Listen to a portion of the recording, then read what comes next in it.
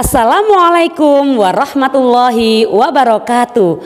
Jumpa lagi di Safi Ramadan, Semarak Virtual Ramadan bersama Min1 Temanggung. Alhamdulillahirabbil alamin. Puji syukur kehadirat Allah Subhanahu wa taala yang mana pada kesempatan kali ini kita semua bisa bermuwajah bersama-sama untuk sharing ilmu bersama-sama. Pemirsa yang dirahmati Allah Subhanahu wa taala, kali ini kami akan mengambil tema, mengambil ibroh dari kisah Salabah bin Hatib.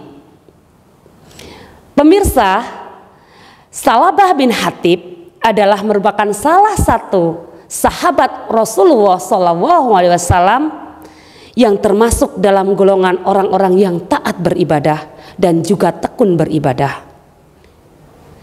Kenapa Salabah termasuk orang yang tekun beribadah? Karena Salabah setiap harinya dia selalu datang ke masjid sebelum orang-orang mulai beradzan. Dia selalu berada di barisan terdepan untuk melaksanakan sholat berjamaah. Namun ada satu hal yang menyebabkan Salabah menjadi bersedih hati.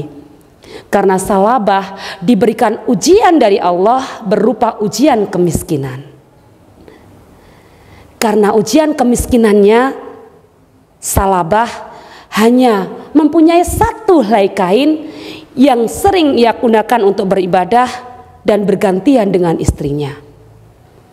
Karena kemiskinannya itulah akhirnya Salabah tidak pernah menyelesaikan satu rangkaian ibadah sampai akhir. Ternyata apa yang dilakukan oleh Salabah diketahui oleh Rasulullah SAW. Kemudian Rasulullah SAW suatu hari menemui Salabah. Wahai sahabatku Salabah, apa gerangan yang membuatmu berperangai seperti seorang munafik? Ya Rasul, apa yang aku lakukan ya Rasul? Kenapa engkau mengira bahwa aku termasuk orang-orang yang berperangai seperti orang munafik ya Rasul? Kemudian Rasulullah menjawab, Salabah, kau datang ke masjid lebih awal dari teman-temanmu. Tapi kau pulang sebelum teman-temanmu selesai melaksanakan rangkaian ibadah. Bukankah itu termasuk perangai orang-orang munafik Salabah? Benar ya Rasul yang engkau katakan bahwa sebelum selesai rangkaian ibadah ini kulakukan, aku selalu pulang lebih awal. Bukan tanpa sebab ya Rasul, aku melakukan ini. Karena setiap hari aku harus bergantian sehelai kain yang aku pakai ini untuk beribadah istriku. Sehingga aku terpaksa harus pulang lebih awal dibanding dengan sahabat-sahabat yang lain. Ya Rasul, karena engkau sudah tahu apa yang menjadi permasalahanku ya Rasul, bolehkah aku meminta satu permintaan padamu ya Rasul? Rasulullah pun menjawab, baiklah Salabah, apa yang engkau mintakan padaku? Silahkan, mintalah padaku, akan aku berikan selagi aku bisa menolongmu. Kemudian Salabah menjawab, ya Rasul, bolehkah aku minta padamu untuk mendoakan pada Allah agar aku dan keluargaku dijadikan sebagai orang kaya, biar aku bisa membeli sehelai kain lagi untuk beribadah istriku di rumah. Kemudian Rasulullah menjawab, wahai Salabah, bukankah apa yang sudah kau dapatkan saat ini merupakan anugerah terbaik dari Allah Subhanahu wa taala Salabah? Bukankah dengan keadaanmu saat ini, kamu termasuk orang-orang yang kusuk dan taat kepada Allah? Bukankah itu cukup untuk kau dan keluargamu Salabah? Mendengar nasihat dari Rasulullah, hati Salabah menjadi tentram. Dia ucapkan terima kasih dan kemudian dia kembali ke rumah menemui istrinya. Namun hal itu tidak menjadikan Salabah menjadi tenang selamanya. Ternyata selang beberapa hari kemudian, Salabah dan istrinya kemudian merenung kembali. Dan akhirnya timbullah rasa keinginan Salabah untuk meminta doa dari Rasulullah SAW untuk yang kedua kalinya. Saat itu ketika Salabah selesai melaksanakan sholat berjamaah, Salabah menemui Rasulullah untuk yang kedua kalinya. Wahai Rasul, junjungan kami, ya Rasul, beberapa hari ini aku dan istriku merenung bersama. Betapa berat beban yang harus kami pikul ya Rasul. Oleh karena itu ya Rasul, untuk yang kedua kalinya aku memohon padamu ya Rasul, mintakanlah doa kepada Allah Subhanahu wa taala agar kami menjadi kaya ya Rasul. Biar kami bisa mencukupi kebutuhan hidup keluarga kami, dan kami bisa membeli sehelai kain lagi untuk sarana ibadah istri kami. Mendengar seperti itu, kemudian Rasulullah menjawab, wahai Salabah, bukankah engkau taat kepada Allah dan kau juga taat kepada Rasul junjunganmu Salabah? Benar ya Rasul, kalau kamu menyatakan bahwa kamu taat kepada Allah dan pada Rasulnya, bukankah kamu tahu bahwa Rasul utusan Allah ini juga berasal dari kalangan orang-orang miskin?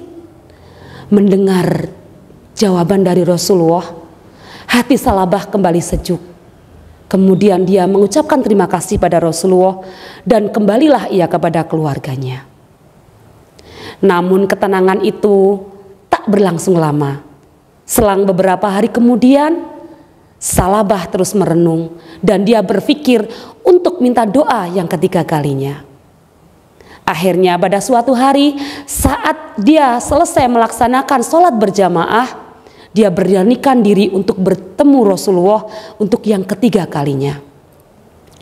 Assalamualaikum ya Rasul. Mohon maaf ya Rasul, untuk yang ketiga kalinya kami mohon padamu ya Rasul untuk memintakan doa kepada Allah Subhanahu wa taala agar kami diberi kekayaan ya Rasul. Ya Rasul, kami berjanji ketika nanti kami sudah kaya, kami akan meningkatkan keimanan dan ketakwaan kami kepada Allah Subhanahu wa taala.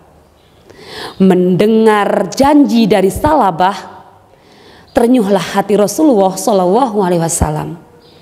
Kemudian Rasulullah menjawab, baiklah Salabah, kalau memang engkau berjanji akan lebih taat kepada Allah Subhanahu wa taala, akan kukabulkan permintaanmu. Kemudian Rasulullah menyuruh Salabah untuk mengangkat kedua tangannya dan Rasulullah mendoakan Salabah, memintakan pada Allah untuk menjadi kaya. Tidak hanya itu, Rasulullah juga memberikan satu modal kambing betina yang sedang mengandung kepada Salabah. Dengan senang hati Salabah menerima modal dari Rasulullah. Setelah mengucapkan terima kasih, Salabah akhirnya pulang ke rumah dan menyampaikan berita gembira ini kepada istrinya. Salabah pun akhirnya merawat kambing yang diberikan oleh Rasulullah dengan baik. Hari berganti hari, minggu berganti minggu, bulan berganti bulan, akhirnya kambing pembelian Rasulullah beranak pinak. Setelah kambingnya bertambah banyak, mulailah berkurang ketaatan Salabah kepada Allah Subhanahu wa taala. Ketika dulu dia miskin, dia selalu datang nomor satu ke masjid. Tapi setelah dia menjadi kaya, dia menjadi orang yang datang paling akhir ketika akan melaksanakan sholat berjamaah. Tak hanya itu, selang beberapa tahun kemudian, hanya setiap minggu saja Salabah datang ke masjid untuk melaksanakan sholat Jumat. Kemudian setelah kambingnya bertambah banyak, Salabah hanya datang ke masjid 2 kali dalam 1 tahun. Melihat hal ini, Rasulullah kemudian menanyakan kepada salah seorang sahabatnya, wahai sahabatku, kemanakah gerangan Salabah?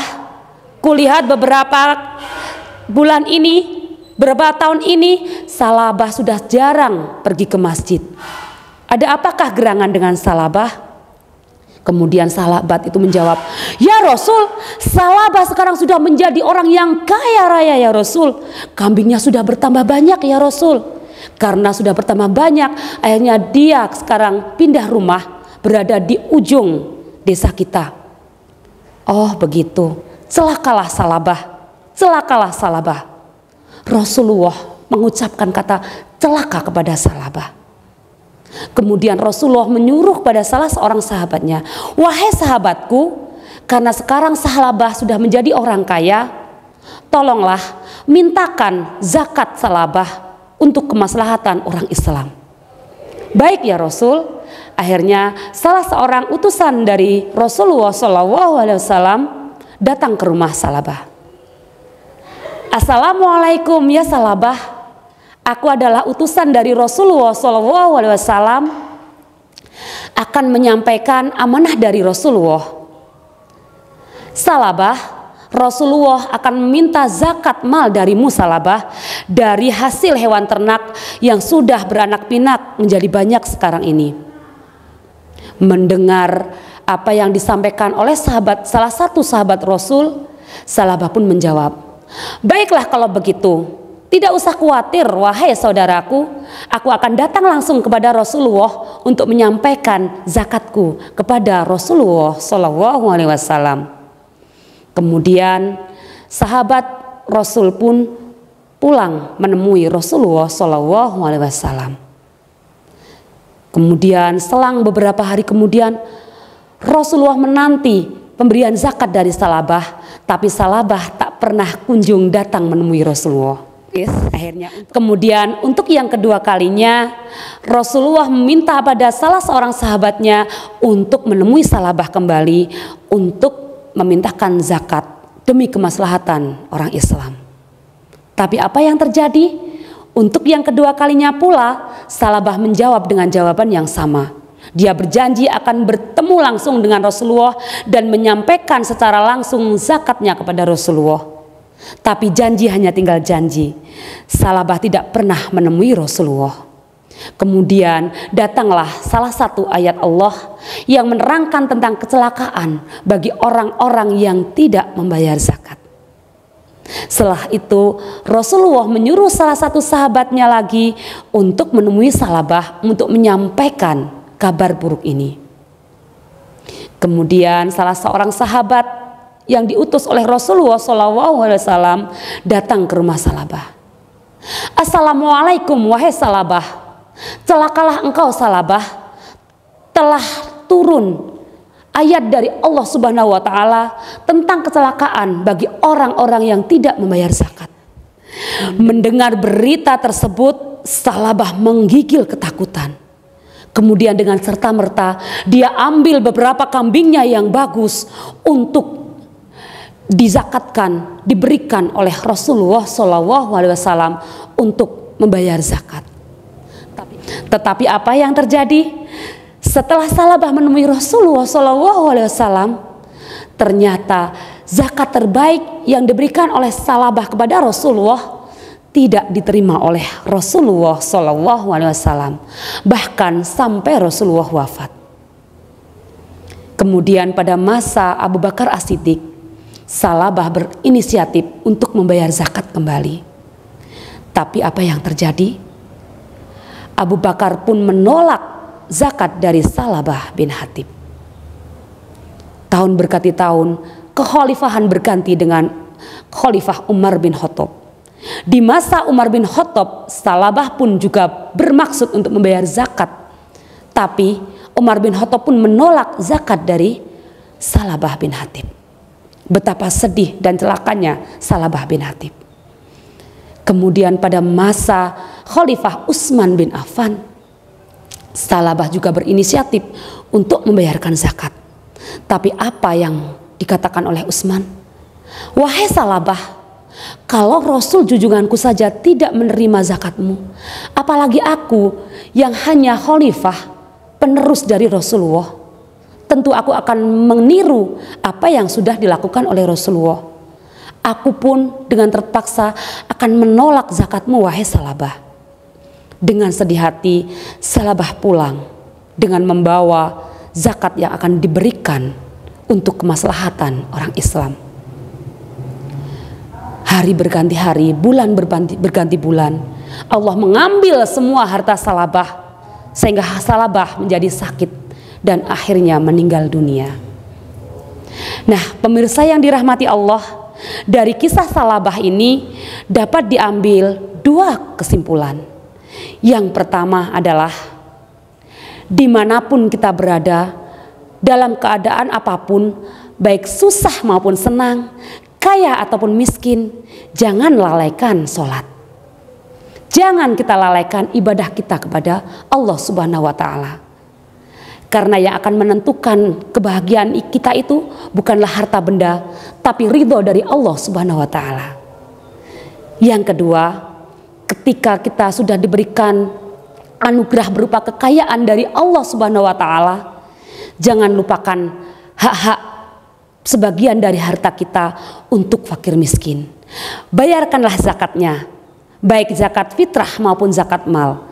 Karena zakat yang kita berikan sesungguhnya bukan untuk orang lain, tapi kembalinya untuk diri kita sendiri. Baik untuk mensucikan harta kita maupun untuk mensucikan jiwa kita. Oleh karena itu, para pemirsa yang dirahmati Allah, marilah kita ambil ibroh dari kisah Salabah bin Hatib ini. Pemirsa yang dirahmati Allah, itulah tadi sepenggal kisah tentang Salabah bin Hatib yang bisa kita ambil ibrohnya. Semoga bermanfaat untuk kita semua. Dari kami cukupkan sekian, kurang lebihnya mohon maaf. Wallahu muwaffiq illa aqwamit thoriq. Wassalamualaikum warahmatullahi wabarakatuh.